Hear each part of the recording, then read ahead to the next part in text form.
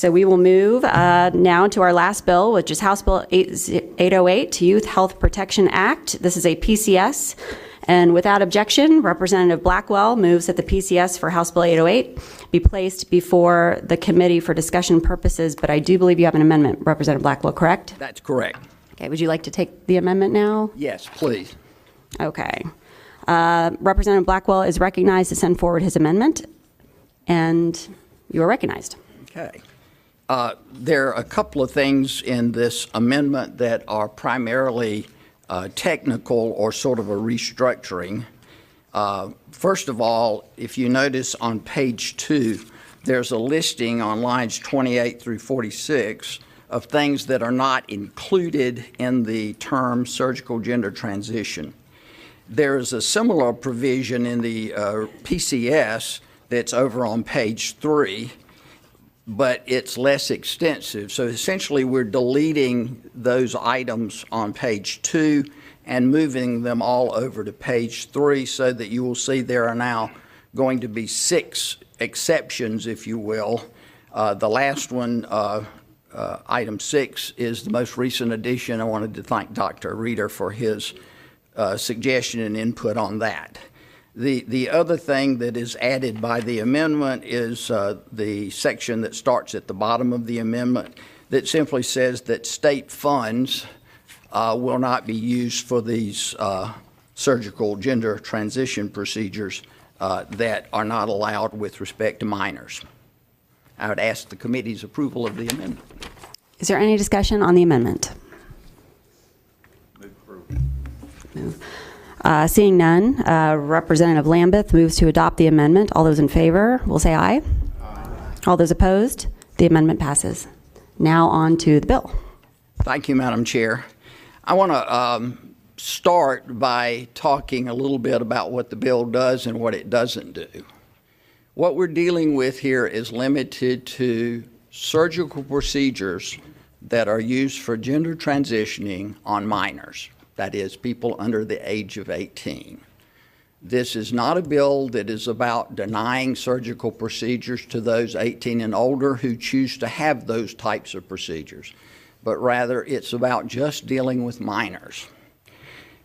Secondly, I would call to the attention of the committee, just by way of example, that under North Carolina law currently, if I understand correctly, and hopefully Ms. Boney can correct me if I misstate our discussion, if you are under the age of 18 in North Carolina, you cannot get a tattoo at all, even with your parents' consent. You can't get a body piercing other than for earrings without parent consent. But we allow these surgical procedures that in many instances maybe are irreversible and life-changing for children who have not arrived at 18 years of age.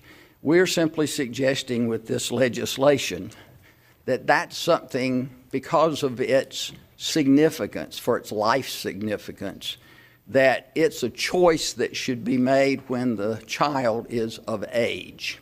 And that's essentially all that we're trying to accomplish here. There are studies on both sides of many issues. There are studies here, for example, that suggest that a lot of children change their minds.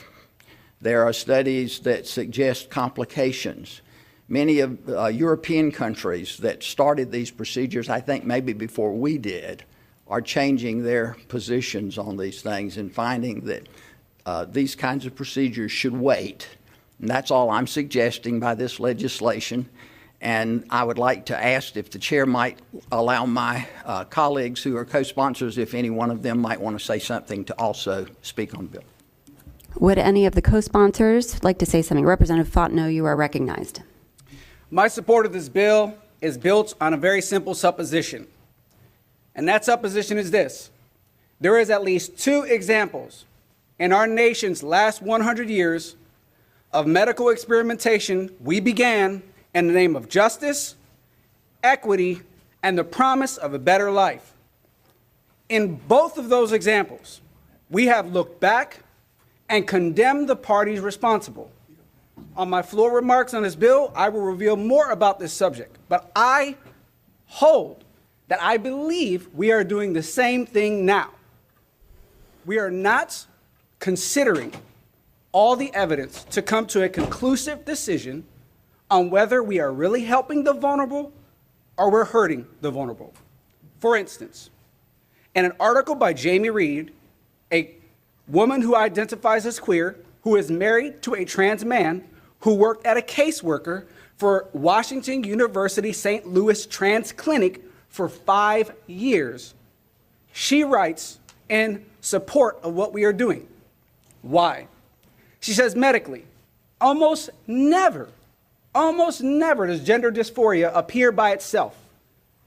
In almost 99% of the cases, it is accompanied with 5 or 6 comorbidities: depression, anxiety, PTSD, drug and alcohol abuse, lack of parental attachment, and obesity are just a few to name. Medically, what is the appropriate procedure that has been established in Europe is that before any surgery should take place, because of its serious nature, each comorbidity must be ruled out. According to her, what is taking place is that there's a broad assumption because of the social contagion that the gender dysphoria is causing those comorbidities, and that on the other end, those comorbidities are not causing the gender dysphoria.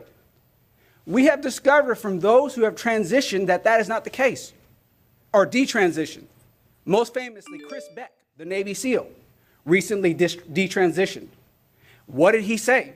He said, I assumed my gender dysphoria was caused by I had all these issues, and therefore I transitioned to be a woman. He discovered that his issue was PTSD and depression, not his sexual identity.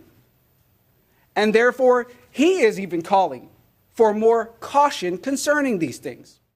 So this bill is not an attempt to hurt trans children. It is an attempt to protect vulnerable populations, what is clearly still experimental, to the point that England now is banning the use of puberty blockers and requiring a very extensive process before surgery is ever considered. What we are calling for is relatively simple: to not resort to irreversible procedures that are dangerous before we absolutely, positively, without a doubt know that they will actually help. Last week, I hope we saw in the news, a young man undergoing a vaginoplasty died because of E. coli from his own rectum that was used. Why? It's still experimental. That's why. Here we have a young man in his teens perishing at the hands of radical activism in the name of justice and equity that we have done this before. This has happened in our country. And then we all look back and say, oh, I would have never done that myself. Why do we so often assume that the people in the past didn't make the same mistakes that we're making right now? I challenge everybody in this room to consider that fact, that in the light of the last 100 years, we have done this twice. If you want to know when that took place, tune into my floor remarks. You will find out. I hold that we should protect the vulnerable and help them to work out their issues. They should have extensive mental health coverage and counseling. They should eliminate every possible thing that can be causing this issue, and then they should have these services. I believe that'll happen when they're 18 years old. Representative Fontenot, I hate to cut you off. We are actually past time already, and we have another committee meeting that is meeting in here in about 8 minutes, so we really need to call time. I do have a motion. Representative Potts.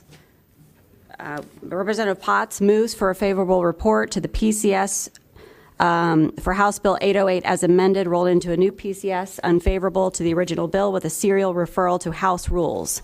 All those in favor will say aye. Aye. All those opposed? No. The ayes have it. The motion passes. This committee is adjourned.